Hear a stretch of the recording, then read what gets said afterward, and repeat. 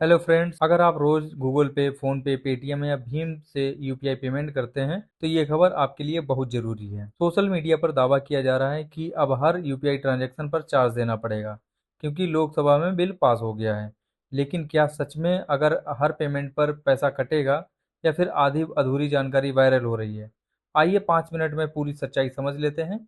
Video आखिरी तक जरूर देखना। सबसे पहले ये समझिए कि लोकसभा में ऐसा बिल पास किया है जिससे सरकार को भविष्य में डिजिटल पेमेंट जैसे मर्चेंट डिस्काउंट रेट यानी एमडीआर लागू करने का कानूनी अधिकार मिल सकता है। लेकिन इसका मतलब ये बिल्कुल नहीं है कि आज से यूपीआई पर चार्ज लगना स्टार्ट हो गया है। अभी तक सरकार ने ऐसा कोई भी नोटिफिकेशन जारी नहीं किया है जिससे आम यूपीआई यूजर से चार्ज लेने की बात की गई हो। अगर आप किसी भी दोस्त को पैसे भेजते हैं या किसी रिश्तेदार को यूपीआई से ट्रांसफर करते हैं तो फिलहाल कोई बदलाव नहीं है। चर्चा यह है कि अगर भविष्य में एमडीआर लागू होता है तो उसका असर मुख्य रूप से बड़े व्यापारियों पर पड़ सकता है। खासकर 2000 के ऊपर के मर्चेंट यूपीआई पेमेंट पर कुछ प्रतिशत चार्ज लगाया जा सकता है।